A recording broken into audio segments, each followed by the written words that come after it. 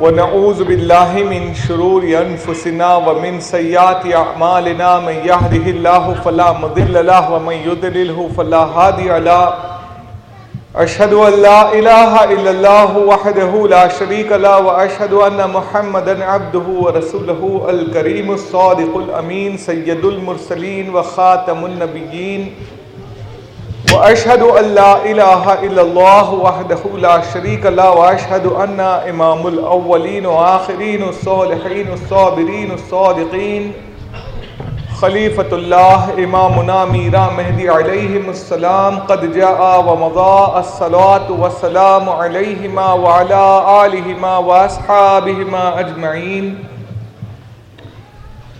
اما بعد فقد قال اللہ تعالی فی القرآن الحکیم فاعوذ باللہ من الشیطان الرجیم بسم اللہ الرحمن الرحیم ان اللہ وملائکتہ یصلون علی النبی یا ایہا الذین آمنوا صلوا علیہ وسلموا تسلیما اللہم صلی علی محمد وعلی آل محمد وبارک وسلم وقال اللہ تعالی فی القرآن الحکیم فاعوذ باللہ من الشیطان الرجیم بسم اللہ الرحمن الرحیم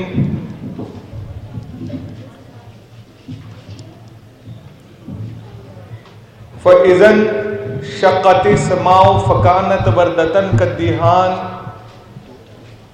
صدق اللہ العظیم۔ نام سے شروع کرتا ہوں اللہ کے جو بڑا مہربان نہایت رحم والا ہے۔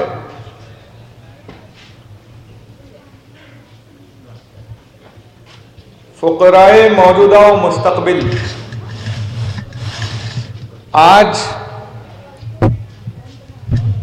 جشن میلاد سرور کونین احمد مجتبیٰ محمد مصطفیٰ رسالت مآب صلی اللہ علیہ وسلم کے موقع پر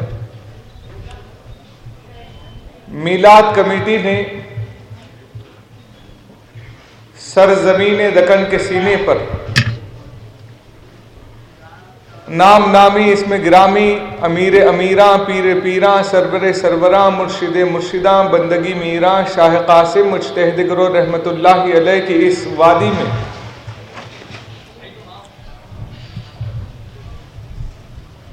میلاد کی محفل کا جو کارنامہ انجام دیا ہے، یقیناً وہ فیض بندگی میراں شاہ قاسم مجتہد گرو رحمت اللہ علیہ کے حقدار ہو گئے۔ جہاں تک کہ گلپوشیوں کی بات ہے، اصغر خان صاحب مہدوی نے بہتوں کی گلپوشی کی اور بہتوں کو مخاطب کرتے ہوئے ان کے خوبیوں کا اظہار فرمایا، جن میں کسی کا اظہار ان کی قرات سے ہوا، کسی کا اظہار ان کی فصاحت سے ہوا، کسی کا استقبال ان کی ڈاکٹری کی صنعت سے ہوا، اور وہ تمام ہمارے اپنے ہیں جو موجودہ طالب دنیا ہیں اور مستقبل میں طالب مولا ہونے والے ہیں۔ ان تمام میں ایک نام جناب امیر اکبر حسینی صاحب کا بھی لیا گیا، جن کی 100 سال کی، 1 صدی کی گویا عمر کی پروردگار عالم نے ان کی رسائی فرمانے پر ہم تمام نے اس کے شکر کے نذرانے کو ادا کرتے ہوئے ان کو تہنیت پیش کی۔ جناب اصغر خان صاحب مہدوی نے ان کو بلوایا، بہت خوشی ہوئی،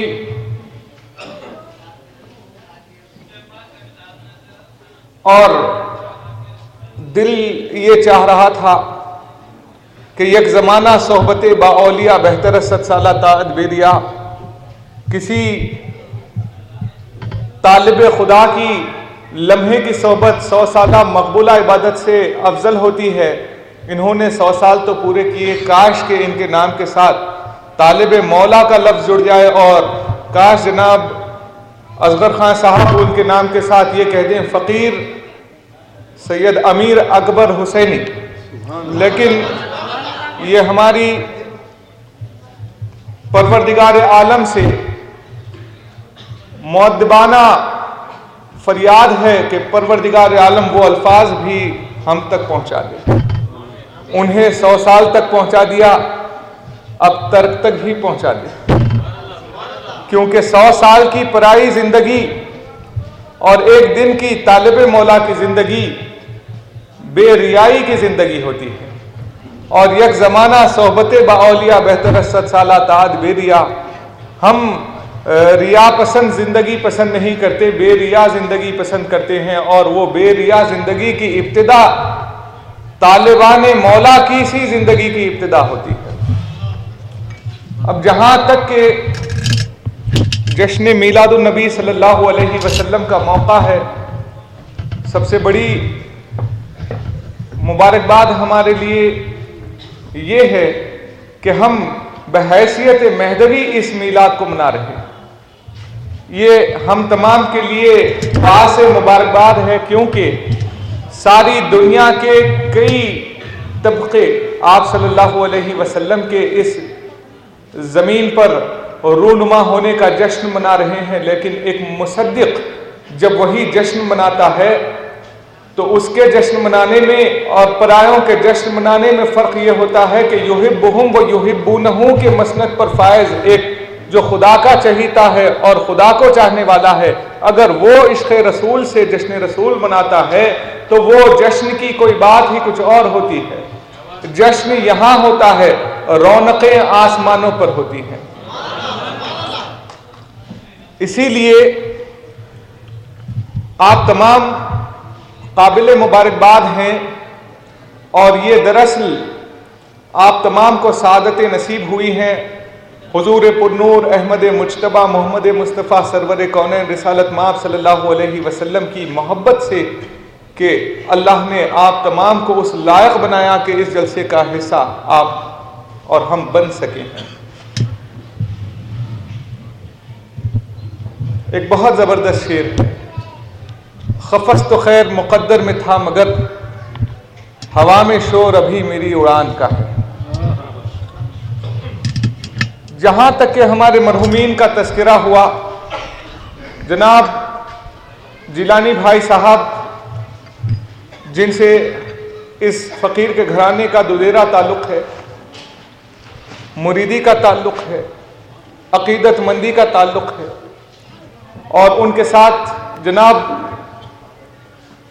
امجد صاحب میر محلہ کی والدہ صاحبہ جن کی سرپرستی میں کئی نوجوانوں نے اپنی جوانی کو پار کر کے ضعیفی بھی دیکھ لی، اور اس کے بعد ایسے کئی مرحومین جو آج ہمارے درمیان نہیں ہیں، ہمیں دعوت دے رہے ہیں اپنی آخرت کو سنوارنے کی، اور کہہ رہے ہیں کہ آج ہم نے اپنی آخرت کو سنوار کے دنیا کو جو ہے گویا وداعی دے دی، اور تم وداعی دینے کے لیے تیار ہو جاؤ، کیونکہ موت وہ حقیقت ہے کہ کوئی انبیاء بھی اس سے جو ہے پرے نہیں ہو سکے، نہ کوئی اولیاء اس سے پرے ہو سکے، نہ کوئی حکماں، نہ کوئی بادشاہ. حضرت علی ابن ابی طالب اسد اللہ غالب مظاہر عجائب و غرائب مکاشف مشارق و مغارب ابو الحسن آقا ابو تراب مولا مشکل کشا سے ایک انسان نے آ کر ایک خواب کی تعبیر پوچھا کہ میں نے خواب میں دیکھا کہ اذان ہو رہی ہے، تو کہا کہ اللہ تعالیٰ آپ پر خیر کرے، کوئی سزا ہونے والی ہے. پھر اس کے بعد اسی خواب کو کسی دوسرے صحابی نے پوچھا تو فرمایا کہ اللہ تعالیٰ آپ کو اعزاز بخشنے والا ہے. تو پوچھا گیا کہ پہلی تعبیر ایسی اور دوسری تعبیر ایسی، خواب تو دونوں ایک جیسے تھے. تو آپ نے فرمایا کسی کے کچھ اور ستارے ہیں تو کسی کے کچھ اور ستارے ہیں. تو اسی طرح اذان ساری دنیا میں ہو رہی ہے، اور ساری دنیا کی اذان میں اشہد ان محمد رسول اللہ کا لفظ ادا ہو رہا ہے، لیکن ایک مصدق کی اذان کچھ اور ہے، ایک غیر مصدق کی اذان کچھ اور ہے. اشہد ان محمد رسول اللہ ایک غیر مصدق کہتا ہے تو وہ تنخواہ دار غیر مصدق ہے، اور اگر ایک مصدق کہتا ہے تو وہ آپ صلی اللہ علیہ وسلم کا سچا نوکر بن کے وہ اذان دیتا ہے.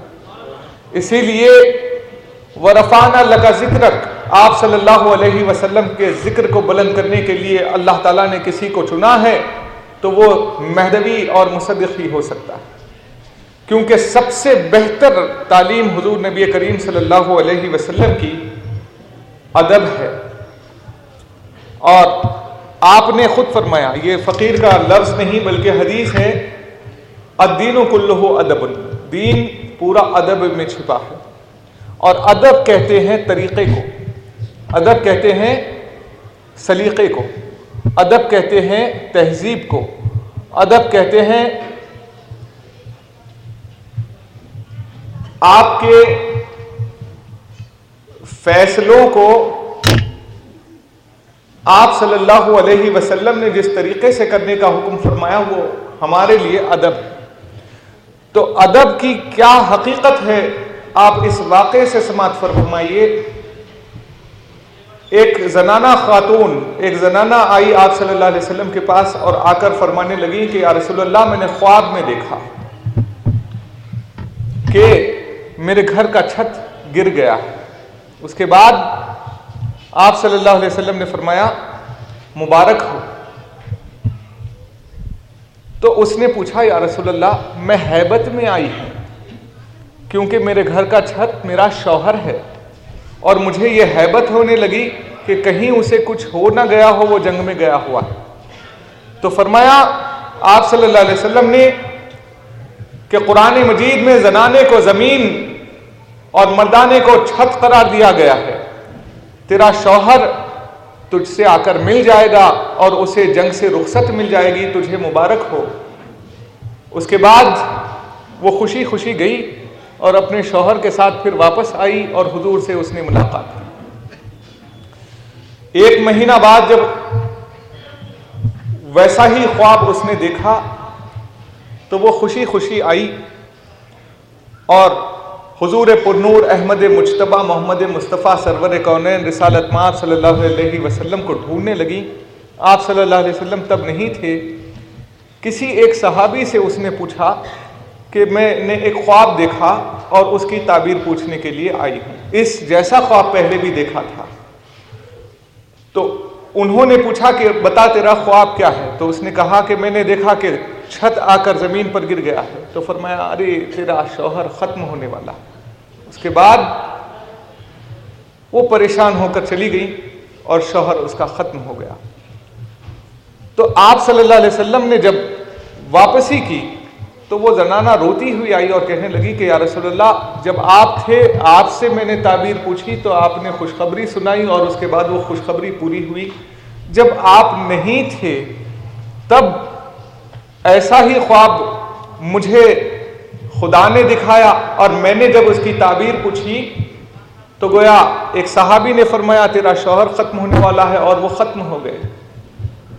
تو کہا کہ یہ خواب کا ادب ہے کہ ہر کسی سے خواب بیان نہیں کرتے، ہر کسی سے خواب بیان نہیں کرتے، جو تعبیر بہتر دینے والا ہو اسی سے خواب بیان ہوتا ہے۔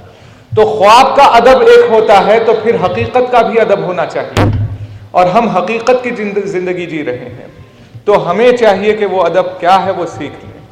اسی لیے جب کوئی خواب دیکھتا ہے تو کہتے ہیں خواب دیدم یا محمد خوب بادش علی، اے محمد میں نے خواب دیکھا ہے، بہتر ہو اس کی تعبیر یا علی آپ گواہ رہو۔ لیکن لوگ جو ہیں خواب پر اہمیت دیتے ہیں لیکن بیداری پر اہمیت نہیں دیتے، کیونکہ جیسے خواب کا ایک طریقہ ہوتا ہے اس کی ایک تعبیر ہوتی ہے، بیداری کا بھی ایک طریقہ اور اس کی تعبیر اور اس کا ادب اور اس کا جو ہے لحاظ ہوتا ہے اور اس کی تہذیب ہوتی ہے۔ جیسے کہ ایک جنازہ جا رہا تھا اور اس جنازے کو دیکھ کر آپ صلی اللہ علیہ وسلم کھڑے ہو گئے۔ کھڑے ہونے کے بعد صحابہ نے پوچھا یا رسول اللہ، یہ جنازہ ایک یہودی انسان کا جنازہ ہے اور آپ نے اٹھ کر جو ہے تعظیم فرمائی، تو ارشاد فرمایا کیوں، کیا یہودی انسان نہیں ہوتے؟ تو حضور نے یہ بتانا چاہا کہ تم مذہب کی نہیں بلکہ انسانیت کی قدر کرو، کیونکہ انسانیت سے بڑی کوئی خدمت نہیں ہے۔ آج مذہب آپ کو کئی مذاہب کے پانے والے اور جو ہے اپنانے والے مل جائیں گے، لیکن इंसानियत के पाने वाले कितने मिलेंगे। देखिए आप, हजारों में एक इंसान दिखता है।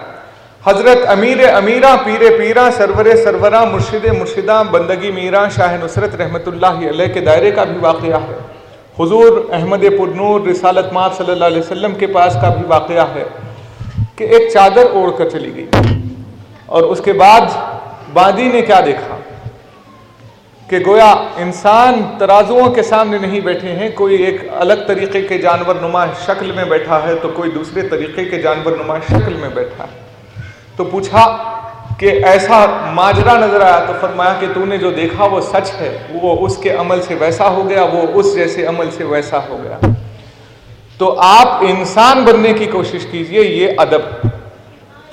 हम मुसलमान हैं कह रहे हैं, हम मोमिन हैं कह रहे हैं, हम महदवी हैं कह रहे हैं, लेकिन कौन कह रहा है कि हम इंसान हैं। आज इंसान कितने हैं? सबसे पहले ये गौर कीजिए कि वो कौन सा अमल था कि हुजूर नबी करीम सल्लल्लाहु अलैहि वसल्लम जो है एक यहूदी का जनाजा देखकर उठ खड़े हुए। आज हम अपने बड़ों को देखकर भी उठने के लिए आमादा नहीं है, तैयार नहीं है, रजामंद नहीं है, राजी नहीं है। आज ये आलम हो गया है, बदतमीजी की हद ये हो गई है कि आज हमारी नौजवान नस्ल तालीम से तो लैस हो जा रही है लेकिन तहजीब से गोया वो खाली हो रही है। आलम ये है कि हम खुद भूल चुके हैं कि हमारा वजूद किस लिए है। जैसे कि हजरत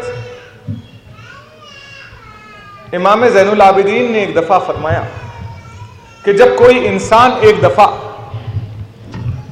एक अमल करता है तो दोनों फरिश्तों को मसरूफ करता है, दोनों फरिश्तों को मसरूफ करता है। तो पूछा कि आप फरमाइए वो कौन दो फरिश्ते? कहा एक सीधे कांधे पर और दूसरा बाएं कांधे पर।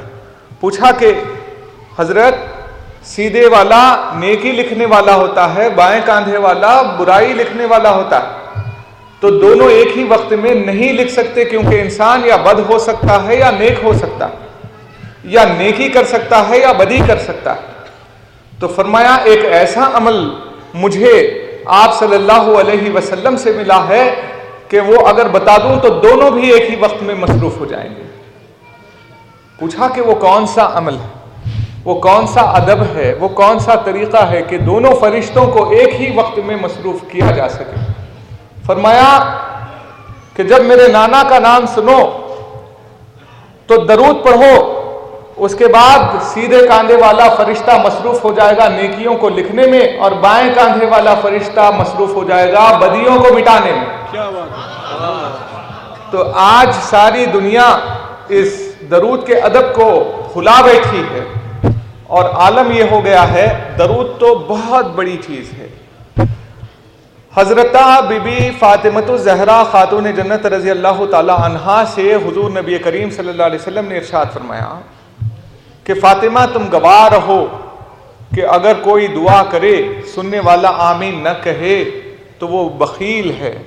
पूछा कि आमीन न कहने पर वो बखील कैसे हो जाएगा? फरमाया कि देना उसने है, लेना इसने है। देना खुदा की तरफ से दिया जाना है और लिया जाना बंदे की तरफ से है। सुनने वाला अगर आमीन भी न कहे तो फिर वो कैसा इंसान है, वो कैसा सकी है? वो तो बखील है।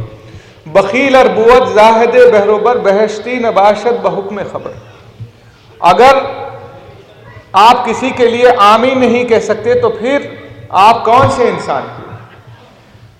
हजरत मियाँ सैयद महमूद सैदंजी साहब ने ज़ुब्दतुल इरफान की जिल्द दुव्वम में लिखा है कि सिर्फ आमीन कहना खुदा की तवज्जो को अपनी तरफ मुतवज्जो करने के बराबर कि आमीन का फलसफा और आमीन की हकीकत तवज्जो की तरफ इशारा करती है। आज जब खुदा की तवज्जो में हम मुतवज्जे होते हैं तो परवरदिगार आलम का यह एहसान है कि अल्लाह ताला हमारे आमीन के तुफैल से किसी के नसीब संवार सकता है।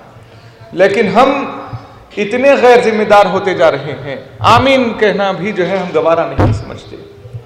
दरूद पढ़ना तो बहुत दूर की बात है।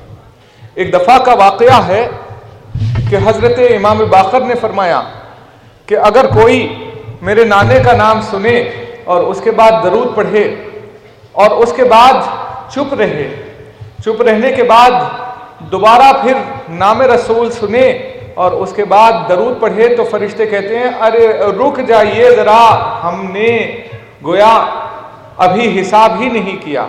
تو وہ حدیث یہ ہے کہ حضرت امام باقر نے فرمایا کہ اگر کوئی بندہ ایک دفعہ میرے نانے پہ درود بھیجے اور اس کے بعد 400 سال تک چپ رہے، 400 سال کے بعد دوبارہ درود پڑھے، تو فرشتہ کہتا ہے کہ ابھی رک جا، میں نے پچھلے درود کا ثواب لکھنا تھا کہ تو نے اور ایک درود بھیج دیا۔ مطلب یہ درجہ اتنا بڑا ہے۔ آپ کو درود کا طریقہ آنا چاہیے، ہم سب کو طریقہ آنا چاہیے آمین کا، ہم سب کو طریقہ آنا چاہیے آپ صلی اللہ علیہ وسلم کی عقیدت کا۔ ساری دنیا میلاد منا رہی۔ آج ہم راستوں سے گزرتے ہیں تو ہمیں ایسا محسوس ہوتا ہے کہ کچھ شہنائییں، کچھ جھومنے کی آوازیں، کچھ لہر، کچھ ترنگ، کچھ ترانے اور ایسی جو ہے مدحت نما ترانے، اور اس کے بعد نعتیہ منقبتیں، اور اس کے بعد اس قدر جو ہے عوامی جوش و خروش سنائی دیتا ہے، لیکن آپ دیکھ لیجئے کہ ادب وہاں کچھ بھی نہیں رہا۔ آج کی بات ہے، چنچل گڑا دائرے سے حضرت میاں راج محمد رحمۃ اللہ علیہ کے قدم بوسی کر کے فقیر جب حضرت میاں شیخ داؤد رحمۃ اللہ علیہ کے دائرے کی طرف آ رہا تھا، پورا راستہ بند تھا، اور اس راستے میں بند ہونے کی وجہ کیا تھی کہ ایمبولنس تھمے ہوئے تھے، بیمار تڑپ رہے تھے، اور بچے گویا دھوئیں میں پریشان تھے، کچھ کھانس رہے تھے، کچھ کا دم گھٹ رہا تھا کہ سواریوں کا دھواں اور گرد و غبار میں ایک ہجوم گویا جو ہے پورا راستہ بند کیے ٹھہرا ہے، اور چند نوجوان بچے نعرے لگا کر راستہ روکے ہوئے ہیں۔ یہ ایک مصدق کی میلاد منانے کا ادب اور طریقہ نہیں سمجھا جا سکتا۔ ایک مصدق کا طریقہ یہ ہوتا ہے کہ اس کے میلاد منانے سے کسی کو تکلیف نہ ہو، بلکہ اس کی روح کی بھی اصلاح ہو جائے، اس کے قلب کی بھی اصلاح ہو جائے، اس کے الفاظ کی بھی اصلاح ہو جائے، اس کے فیصلے کی بھی اصلاح ہو جائے، اس کے مستقبل کی بھی اصلاح ہو جائے، اس کے ایمان کی بھی اصلاح ہو جائے، اس کی آخرت کی بھی اصلاح ہو جائے۔ تو ہمارے میلاد منانے میں اور پرایوں کے میلاد منانے میں اتنا فرق ہے کہ جتنا ایک پوسٹ مین کے خاکی کپڑے پہننے میں اور ایک تحفظی دستے کے جو ہے خاکی کپڑے پہننے میں، تو گویا حضرت موسیٰ علیہ السلام کے اس واقعے سے آپ کو میلاد کے طریقے کا علم دینا چاہتا ہوں کہ حضرت موسیٰ علیہ السلام حضرت خضر علیہ السلام کے ساتھ جا رہے ہیں، اور حضرت خضر علیہ السلام کا یہ واقعہ کوئی سماوی نہیں ہے، کوئی حدیث سے نہیں پہنچا، یہ قرآن مجید سے ثابت ہے۔ خضر علیہ السلام سمندر سے گزر رہے ہیں اور موسیٰ علیہ السلام ان کے ساتھ ہیں۔ موسیٰ علیہ السلام کا کلمہ پڑھ رہے ہیں حضرت خضر، لیکن حضرت خضر کو جو وحی پہنچ رہی ہے ان کی ولایت سے، وہ موسیٰ اس سے گویا ناواقف ہیں کہ اسی کشتی میں آپ سوراخ کر دیتے ہیں۔ اس کے بعد موسیٰ علیہ السلام غصے میں آ جاتے ہیں، فرماتے ہیں کہ گویا آپ نے اس انسان کی کشتی میں جو ہے نقص کر دیا جس نے آپ کو اس راہ سے اس راہ تک پہنچایا اور جس نے جو ہے دریا پار کروائی۔ تو فرمایا کہ آپ وہ نہیں جانتے جو اللہ تعالیٰ بتانا چاہتا ہے، خاموش رہیے۔ تو اس واقعے سے پتہ چلتا ہے کہ بعض باتیں پروردگار عالم نے ولایت کے صدقے سے حضرت خضر کو بخشی تھیں جو موسیٰ کو نہیں بخشی، حالانکہ دونوں بھی برگزیدہ ہیں۔ اور وہی خضر حضرت مہدی موعود علیہ السلام کے پاس وہ تعلیمات لے کر آتے ہیں جو دیدار خدا کی خاص تعلیمات ہوتی ہیں، اور فرماتے ہیں کہ ان تعلیمات میں سے کچھ مجھے آپ عنایت فرمائیے، کیونکہ اتنے برسوں تک میں نے ان تعلیمات کی حفاظت کی۔ حالانکہ وہ تعلیمات وہ ہیں جو وہ خود لائے، لیکن ان کو نہیں پتا ان تعلیمات میں کیا ہے۔ امامنا کی تصدیق کے بعد وہ تعلیمات انہیں نصیب ہوئی۔ اتنی بہترین تعلیمات کے باوجود اگر ہم بھی پرایوں کی طرح میلاد منائیں تو ہم میں اور پرایوں میں کیا فرق رہے گا؟ یہ نعرے لگا کر بلندی سے جو ہے آسمان کو سر پر اٹھا لینا یہ میلاد کا طریقہ نہیں. میلاد کا طریقہ ہے اپنی روح کا علاج کرنا. ایک بہت بڑے بزرگ ہیں داتا گنج بخش علی حجویری، ان کے پاس ایک شخص آیا اور انہیں دیکھا کہ وہ نعت علی پڑھ رہے تھے اور پڑھ رہے تھے نعت علی ان مظاہر عجائب یا ابو الحسن مدد یا ابو تراب مدد یا صاحب ذوالفقار مدد یا ابو تراب مدد بطیر سوزاں بآتش غلطاں بمکر زنا بجبل غلطاں. اس کے بعد جو ہے آپ پڑھتے پڑھتے انہیں اس شخص نے سن کر کہا کہ آپ خود ایک ولی ہو اور ایک دوسرے ولی کی جو ہے گویا آپ مدحت کر رہے ہو. پوچھا یہ کیا ماجرا ہے؟ کہا کہ آج کی زبان میں اگر آپ کسی ڈاکٹر کے پاس جائیں اور اپنا علاج کرانا چاہیں اور آپ کو پتا چلے کہ وہ ڈاکٹر کسی اور دوسرے ڈاکٹر کے پاس گئے ہیں تو آپ کا تاثر کیا ہوگا کہ یہ خود بیمار تھے شاید اور ایک اپنے علاج کے لیے انہیں ایک ڈاکٹر کی تلاش تھی. تو اسی طرح اس انسان کو بھی بڑی حیرت ہوئی کہ اتنے بڑے ولی ہیں آپ اور ایک دوسرے ولی کا ورد کر رہے ہیں. کہا کہ گویا تم کیا کھاتے ہو؟ انہوں نے پوچھا جواب میں. کہا کہ میں گندم کھاتا ہوں. کہا کہ تم گندم کھاتے ہو تو کس کے کھیت سے کھاتے ہو؟ تو کہا کہ فلاں بن فلاں کے کھیت میں کام کرتا ہوں اور میں گندم کھاتا ہوں. تو وہ کیا کھاتے ہیں؟ تو کہا کہ وہ بھی وہی کھاتے ہیں. اس کے بعد پوچھا کہ اب بتاؤ کہ تمہارا زیادہ اختیار ہے یا اس کا زیادہ اختیار؟ کہا کہ وہ تو مالک ہیں، ان کا کیا، ان کے پاس تو بے حساب ہے، اس کے لیے کوئی جو ہے ان کو حساب ہی نہیں. تو کہا کہ ہم جن کا نام لے رہے ہیں وہ اہل بیت ہیں، یہ ان کی جاگیر ہے اور ان کے بغیر ہم جو ہے بے حساب نہیں حاصل کر سکتے.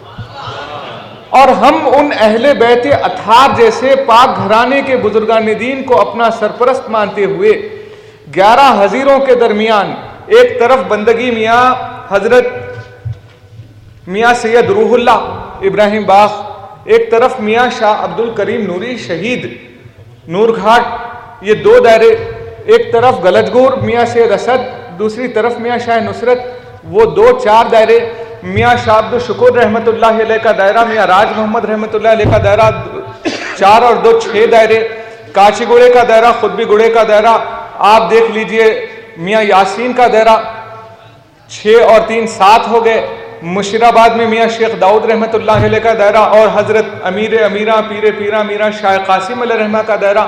11 دائروں کی جو ہے حفاظت میں رہتے ہوئے کیا ہم اپنے آپ کو پرایوں سے ملتا جھلتا سمجھتے ہیں؟ تو کیا ہمارے لیے کوئی جو ہے یہ سوچ کی بات نہیں ہے؟ ہمارے اوپر اتنی بڑی طاقت اللہ تعالیٰ نے ہمیں دی ہے، اس کے باوجود بھی ہم ان جیسے ہونا چاہتے ہیں. یہ کون سی بات ہے؟ یہ کون سا انصاف ہے؟ یہ کون سا ادب ہے؟ یہ کون سا طریقہ ہے؟ آج وہ دور یاد کیجئے جب ابجی میاں شہید رحمت اللہ علیہ مشیر آباد سے نکلے تو کئی لوگ ان کے ساتھ تھے اور اس جذبے سے کچھ لوگ چکر پلی تک پہنچے اور اس کے بعد کچھ لوگ جو ہے نارائن گڑے تک پہنچے، کچھ اس کے بعد جو ہے پلٹ کر دیکھا تو آدھا قافلہ خالی ہو گیا تھا زما خاں کو قتل کرنے کے لیے، اور آگے پہنچے موسیٰ ندی کے طرف پلٹ کر دیکھا تو جو ہے پو قافلہ باقی رہ گیا تھا، پون چلا گیا تھا، اور آگے چلے گئے تو گویا سالار جنگ میوزیم تک جو ہے آپ نے پلٹ کر دیکھا تو گویا 4 آدمی ساتھ تھے. 4 مینار تک پہنچے تو 1 آدمی ساتھ تھا. اس کے بعد جب اس مسجد میں پہنچا جہاں پر جو ہے اسے زما خاں سے صفائی پوچھنی چاہیے تو گویا اس مسجد میں پلٹ کر دیکھا تو 1 بھی نہیں تھا. لیکن وہاں تک جو ہے یہ بات ثابت ہو گئی تھی کہ ان کا ساتھ دینے کے لیے چند لوگوں نے چند قدم تو اپنائے تھے. آج ہم اتنے جو ہے پیچھے ہو گئے ہیں کہ وہ قدم بھی بڑھا نہیں سکتے. ہم اتنی بڑی آبادی ہم مصدقین کی رہتے ہوئے بھی ہم پرایوں سے جو ہے مروب ہوتے جا رہے ہیں. آج ہمارے قدم ہمارے دائروں کی اور ہمارے مساجد کی اور ہمارے فیوز و برکات کے جو ہے طرف کم بڑھتے ہیں اور پرایوں کی طرف زیادہ جاتے ہیں. حضور احمد پرنور رسالت مآب صلی اللہ علیہ وسلم نے فرمایا کہ اے ابازر کیا آپ جانتے ہو، اے ابازر کیا آپ جانتے ہو کہ نوح کی کشتی کی فضیلت کیا ہے؟ ابازر نے پوچھا یا رسول اللہ پہلے آپ فرمائیے کہ جب تک آپ نہیں فرمائے میں کیسے جان سکتا ہوں؟ فرمایا ابازر یاد رکھو تمہاری سچائی ایسی ہے کہ تم سا سچا نہ آسمان نے چھاؤں ڈالا نہ زمین نے اٹھایا. ان کی سچائی کی گواہی دے کر فرمایا کہ نوح کی کشتی مہدی کی تصدیق ہے، نوح کی کشتی مہدی کی تصدیق ہے، اور کشتی پر جو سوار ہو جائے گا وہ طوفان سے بچ جائے گا۔ آج امامنا کی تصدیق کے بعد ہم مہدویت کی کشتی پر سوار ہیں، اور نوح علیہ السلام کی کشتی کو اگر آپ غور سے دیکھو، نوح علیہ السلام نے ہر جانور کا ایک ایک جوڑا جو ہے زمین کی بقا کے لیے رکھا تھا، اور پرندوں کے جوڑے بھی رکھے تھے، ایک کتا بھی تھا اس میں، اور اس کتے کی کیفیت یہ تھی کہ لوگوں نے حضرت نوح علیہ السلام سے پوچھا کہ گویا یہ کتا آ رہا ہے، یہ نجس ہے اور اس کے تھوک سے ناپاکی ہوتی ہے، عبادت کی جگہ خراب ہوتی ہے، فرمایا اسے باندھ دو کسی ایک جگہ، کیونکہ اس کی بھی افزائش باقی رہنی چاہیے، یہ بھی خدا کی مخلوق ہے۔ اس کے بعد وہ جو ہے کشتی جب کسی ایک پہاڑ پر، جودی پہاڑ کے پاس ٹھہر گئی، تو اس کو جو ہے انہوں نے واپس کر دیا اور وہ زمین پر چلا گیا اور اس کی افزائش ہو گئی۔ تو اس واقعے کو حضرت مصلح الدین سعدی علیہ الرحمہ نے یوں بیان کیا کہ ناپکاروں کی صحبت نے نوح کے بیٹے کو کتے سے بدتر کر دیا، اور وہ بے ایمان جو ہے مرنے والوں میں شامل ہو گیا، اور مومنین کی صحبت نے ایک کتے کو بچا کر جو ہے نجات دے دی طوفان سے، اور وہ گویا بچنے اور زندہ رہنے والوں میں ہو گیا۔ تو یہ پرایوں کے ساتھ مت رہیے، اور آپ نوح کے بیٹے مت بنیے۔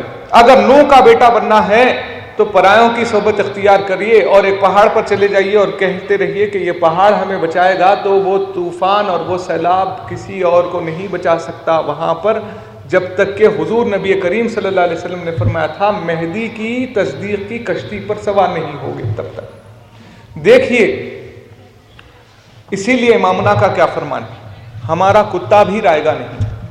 اب لوگ کہتے ہیں میاں مہدوی ہیں ہم، اللہ کا فضل ہے، عاشق رسول ہے، فلاں ہے فلاں ہے۔ تو یہ حدیث سنیے، حضرت ثعلبہ رضی اللہ عنہ، پہلے رضی اللہ عنہ تھے، بعد میں کافر ہوئے۔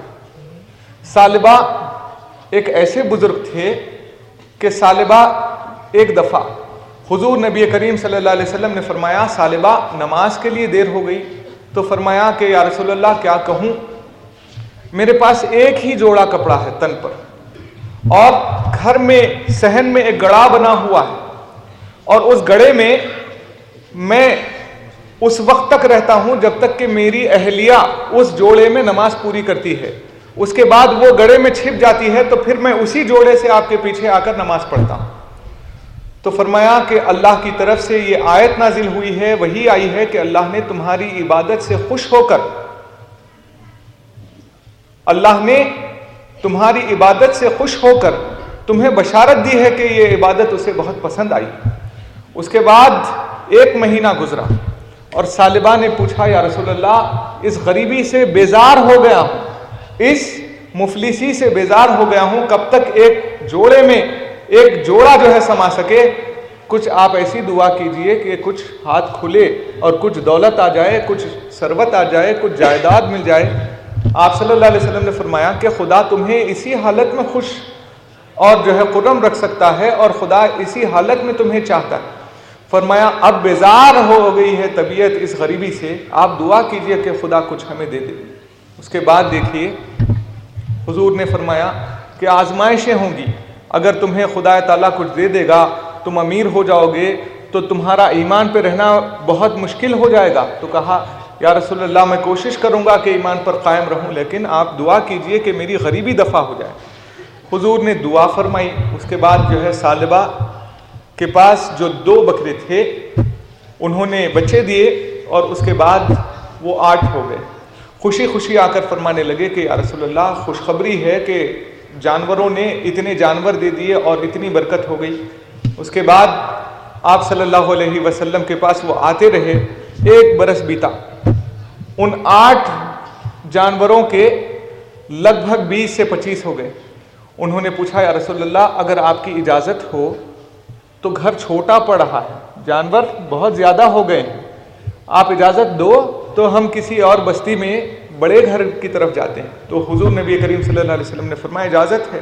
اس کے بعد وہ ایک بڑا گھر لے کر کچھ دور ہو گئے، مسجد نبوی سے دور ہو گئے۔ بڑا گھر تو تنگ محلوں میں بڑے گھر نہیں ہوتے، اب یہاں بھی بڑے گھر نہیں رہ گئے ہیں بلکہ بہت تھوڑے چھوٹے چھوٹے ہوتے جا رہے ہیں، ویسے مسجد نبوی کے اطراف چھوٹے گھر تھے وہ دور ہو گئے۔ اس کے بعد پوچھا کہ ثعلبہ آپ صرف 3 ہی نمازوں کو آ رہے ہو، مغرب، عصر، مغرب اور عشاء، 2 نمازوں کا کیا؟ فرمایا کہ دور سے آنا ذرا مشکل ہو گیا ہے، یہ 3 نمازیں ایک ہی وقت میں آ کر اسی لیے پڑھ رہا ہوں اور چلا جا رہا ہوں تاکہ بار بار چکر سے بچ جاؤں۔ پھر اس کے بعد انہوں نے 1 سال بیتنے پر خوشخبری سنائی، 1000 جو ہے جانور ہو گئے ہیں۔ یا رسول اللہ مجھے اجازت دیجئے کہ محلے میں اتنا چارہ نہیں مل رہا ہے کہ میں مضافات میں یعنی بستی کے باہر میدانوں میں، گھاس کے میدانوں میں کوئی ایک بڑا سا گھر لے لوں۔ حضور نے فرمایا ٹھیک ہے، اجازت ہے، جائیے۔ اس کے بعد انہوں نے فرمایا کہ اتنے جانور ہیں کہ مجھے یہ 3 نمازوں میں آنا محال ہے، جمعے کی نماز میں آ جاؤں گا۔ ٹھیک ہے، آپ آئیے جمعے کی نماز میں۔ اس کے بعد ہوا یوں کہ 1000 کے بجائے کئی ہزار ہو گئے، تو انہوں نے پھر یہ اجازت چاہی کہ یا رسول اللہ اتنا جو ہے میدانوں میں چارہ نہیں ہوتا، گھاس اتنی زیادہ نہیں ہوتی، اگر آپ اجازت دیں تو پہاڑوں پر بہت زیادہ ہریالی بچی رہتی ہے، پہاڑوں پر جو ہے ایک بسیرا بسا سکوں۔ تو حضور نے فرمایا ٹھیک ہے۔ تو فرمایا کہ یا رسول اللہ میں اتنی اوپر سے بار بار اتر کر نہیں آ سکوں گا، ہر جمعہ نہیں آ سکوں گا، آپ اجازت دیجئے مہینے میں 1 بار آ کر آپ سے مل لوں گا۔ فرمایا ٹھیک ہے، آپ چلے جائیے پہاڑوں پر۔ پہاڑوں سے اب وہ روز آنے والے، ہر روز نماز میں رہنے والے، ہر نماز میں رہنے والے 1 مہینے میں 1 دفعہ آنے والے ہو گئے۔ اس کے بعد کیا ہوا، اتنے جانور زیادہ ہو گئے، اتنے جانور زیادہ ہو گئے، تو انہوں نے آ کے پوچھا یا رسول اللہ اگر آپ اجازت دیں تو پہاڑوں پر بھی چارہ بس نہیں ہو رہا ہے، جنگل کی طرف ایک بسیرا بسا لوں تاکہ جنگل میں صرف یہی جانور چر سکتے ہیں، اتنے زیادہ ہیں جنگل میں، چارے کی کوئی کمی نہیں ہوتی۔ تو فرمایا ٹھیک ہے، آپ چلے جائیے۔ پھر انہوں نے گزارش کی کہ میں صرف عید کی نمازوں کو آ سکتا ہوں کیونکہ اتنے جانور ہیں کہ جنگل سے جو ہے جانور شام میں واپس ہوتے ہیں تو انہیں بند کر آنے میں تہجد کا وقت قریب ہو جاتا ہے، وہ صبح جو نکلتے ہیں تہجد کو واپس آتے ہیں اور میں رات میں تھک جا رہا ہوں۔ تو فرمایا ٹھیک ہے، آپ کی مرضی۔ آپ دیکھئے کہ اس کے بعد 1 سال میں عید کو آنے لگے۔ اس کے بعد یہ عالم ہوا کہ صحابہ رضی اللہ تعالیٰ عنہ سے انہوں نے گزارش کی کہ جو بھی زکوٰۃ یا پھر جو کچھ بھی عشر ہوتا ہو وہ آ کر میرے پاس حاصل کر لیں۔ ایک دفعہ انہیں اتنا غرور ہو گیا اپنے مالدار ہونے پر کہ حضرت امیر المومنین عثمان غنی رضی اللہ تعالیٰ عنہ جب بیت المال کے کچھ واقعات اور کچھ حسابات کے لیے ان کے پاس پہنچے تو انہوں نے پوچھا کہ رسول اللہ صلی اللہ علیہ وسلم کے ہزاروں لوگ ماننے والے ہیں، کیا میرے ایک کا حساب آپ کے پاس ضروری ہو گیا ہے؟ تو آپ صلی اللہ علیہ وسلم سے انہوں نے پوچھا کہ وہ ایسا کریں، تو فرمایا آج سے ان کا حساب اپنے حساب سے باہر نکال دو، وہ دین سے باہر ہو گئے۔ لہٰذا اس کے بعد وہ آ کر کہنے لگے کہ مجھے معاف کر دیجئے، میری زبان سے ایسے الفاظ ادا ہو گئے۔ تو آپ صلی اللہ علیہ وسلم نے فرمایا تھا میں نے تم سے کہا تھا کہ تم اس غریبی کو ختم کرو گے، ساتھ ساتھ اپنا ایمان بھی غارت کر لو گے۔ آج مشیر آباد میں عالم ہو گیا ہے، 20 سال پہلے واسطے اللہ کے بولا چلا کہا سنا معافی کا جو منظر رہتا تھا 10 محرم کا، جب مکانات قبیلوں کے تھے صحیح، لیکن ایسا محسوس ہوتا تھا کہ ایک میلہ ہے اور ہر گھر سے لوگ ایسے نکل رہے ہیں کہ گویا قیامت کی فکر طاری ہے اور یہ سوچ رہے ہیں کہ قیامت بھی 10 محرم کو آنے والی ہے، کاش آج جو ہے ہم معافی کرا لیں تو قیامت کے دن آزاد ہو سکیں گے۔ اور آج یہ دور ایسا ہے کہ لوگ فون پر بھی معافی نہیں کراتے کیونکہ اپنی انا اور امیری کا غرور اس قدر ہو گیا ہے کہ ہماری مشیر آباد بستی میں ہماری عمارتیں ہماری پائنوں سے بلند ہوتی جا رہی ہیں، ہماری مسجدوں سے بلند ہوتی جا رہی ہیں، ہمارے میناروں سے بلند ہوتے جا رہے ہیں، اور بے رحمی اتنی بڑھ گئی ہے کہ کوئی اگر کم کرایہ دے تو اگر وہ مہدوی رہے تو اسے جگہ نہیں دی جا رہی ہے، اور پرایا بھی ہو اور زیادہ کرایہ دے گا تو گویا اسے جگہ دی جا رہی ہے۔ تو یہ ہماری بے ایمانی اور بے رحمی ہماری غریبی دور ہونے کی وجہ سے ہے اور یہ ناشکری کی وجہ سے ہے۔ اور یاد رکھیے باقر منظور صاحب جو فقیر کے استاد تھے، انہوں نے ایک شعر کہا تھا، کاش کے باقر کا یہ ارماں برائے، غلام سمجھے اسے فقراء مہدی۔ یعنی یہ ارمان ہے ہمارا کہ ہم یہ فقراؤں کے بھی غلام سمجھے جائیں تو یہ ہمارے لیے اعزاز ہوگا۔ آج یہ عالم ہے کہ ہم سب کو فقراء سمجھتے ہیں اور اپنے آپ کو عمرہ سمجھنے بیٹھے، اور یہ عمارتوں کی طرح ہمارے دل بھی اینٹ پتھر کی طرح سخت ہو گئے ہیں۔ امامنا مہدی موعود علیہ الصلوۃ والسلام نے اس دور میں فرمایا تھا، اینٹ پتھر کے گھروں کو تم نے چھوڑ کر خدا کی راہ میں ہجرت کی ہے تو پھر گوشت اور پوست اور چھوڑ کر خدا کی راہ میں کب لگو گے؟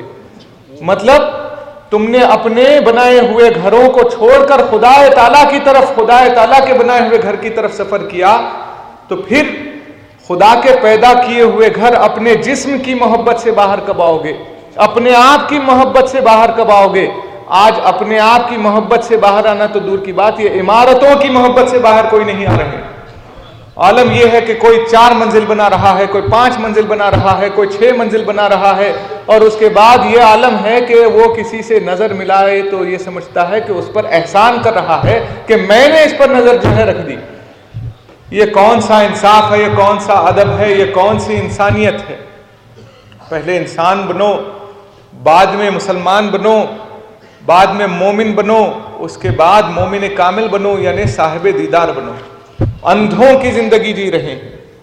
قرآن مجید فرما رہا ہے، الہاکم التکاثر حتی زرتم المقابر، تمہیں اندھا کر دے گی یہ دولت، تمہیں اندھا کر دے گی یہ نعمت، تمہیں اندھا کر دے گی یہ جو ہے تمام سہولیات۔ کیا عالم ہے ہمارا، ہم کہاں ٹھہرے ہیں؟ بہت اچھا شعر کہا ہے، دل کو بہلانے کے لیے غالب یہ خیال اچھا ہے۔ دل کو بہلانے کے لیے کبھی ہم سید ہو جاتے ہیں، دل کو بہلانے کے لیے ہم کبھی جو ہے خان ہو جاتے ہیں، دل کو بہلانے کے لیے ہم کبھی شیخ ہو جاتے ہیں، دل کو بہلانے کے لیے کبھی ہم توتار خاں بن جاتے ہیں، کبھی دل کو بہلانے کے لیے ہم سورما بن جاتے ہیں، لیکن ہماری حقیقت کیا ہے؟ ہماری حقیقت نوح کے بیٹے جیسی ہو گئی ہے کہ ہم نام تو نوح کا لیتے ہیں لیکن صحبت پرایوں کی اختیار کیے ہوئے ہیں۔ جب تک ہم پرایوں سے علیحدہ نہیں ہوں گے سچے عاشق رسول نہیں کہلا سکیں گے، کیونکہ اگر سچا عشق رسول کہیں ہے تو وہ گروہ مہدویہ میں ہے۔ اس کا ثبوت یہ ہے کہ پرایوں میں اور ہم میں چہروں کو دیکھ لیجئے، ہزاروں میں آپ کسی بھی جلسے میں دیکھ لیجئے کہ آپ اپنے کو اپنا پہچان سکتے ہو، کیونکہ اس میں عشق رسول کی شمع ہے۔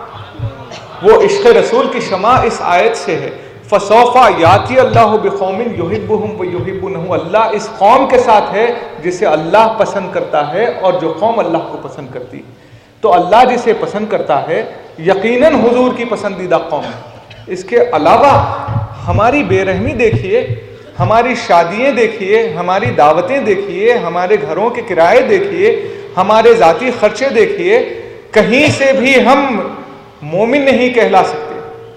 اللہ سے فریاد ہے اللہ تعالیٰ سادگی کی وہ غریبی دوبارہ لوٹا دے کہ جس غریبی میں ہمارا ایمان جو ہے سلامت تھا، اس امیری سے وہ غریبی بہتر تھی کہ جب ہم بڑوں کا ادب کرتے تھے، جب ہم اپنے جو ہے بزرگوں کی تعظیم کرتے تھے، بحریاموں میں شریک ہوتے تھے، جب ہم ایک دوسرے کی بھائی چارگی کی زندگی گزارتے تھے اور برادری کا لحاظ کرتے تھے، اور کسی کا انتقال ہو جاتا تو گھر میں ٹی وی بند کر دیتے تھے، محرم آتا تو ٹی وی بند کر دیا جاتا تھا، رمضان آتا تو ٹی وی بند کر اٹھا کر رکھ دیا جاتا تھا۔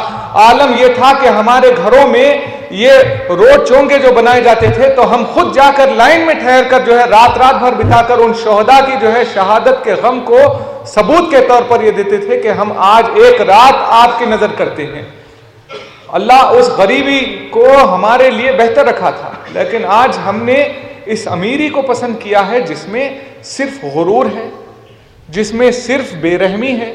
کرو مہربانی تم اہل زمین پر، خدا مہرباں ہوگا عرش بری پر، خدا رحم کرتا نہیں اس بشر پر، نہ ہو درد کی چوٹ جس کے جگر پر۔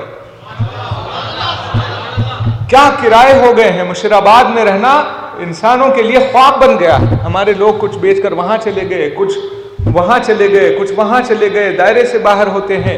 چاکی چاکی کہے سبھی، کیلی کہے نہ کوئی، کیلی سے جو لپٹے رہے ثابت رہے وہ ہوئی۔ ہم کیلی سے، ہمارے بزرگوں سے جب تک قریب تھے ہمارا ایمان سلامت تھا، اب دور ہو جا رہے ہیں ہمارے بچے جو ہے پرایوں کے ساتھ پرایا خیال اپنا رہے ہیں. اس کا قصور صرف ان بے رحم لوگوں کے لیے ہے جو محض زیادہ کرایہ حاصل کرنے کے لیے گویا اپنے آپ کے لیے, اپنی انا کے لیے, گویا اپنی عمارت کی تحسین کے لیے, تہذیب کے لیے اور سنوارنے کے لیے اپنے کرائے میں سمجھوتا نہیں کرتے اور غیر کو دیتے ہیں کرائے پر اور اپنے آپ اپنے لوگوں کو جو ہے پرایا کر دیتے ہیں. اللہ پروردگار عالم سے فریاد ہے سچا عاشق احمد مجتبی محمد مصطفیٰ سرور کونین رسالت مآب صلی اللہ علیہ وسلم ہمیں بنائے, ہمارے محلوں کو سچا بزرگان دین کا جو ہے عقیدت مند بنائے اور ہمیں سود کی لعنت سے محفوظ کرے. اللہ تعالی ہم سب کو حالت ایمان میں رکھے, حالت ایمان میں جلائے خاتمہ بالخیر کرے. آمین یا رب العالمین. وآخر دعوانا الحمدللہ رب العالمین. صدق اللہ.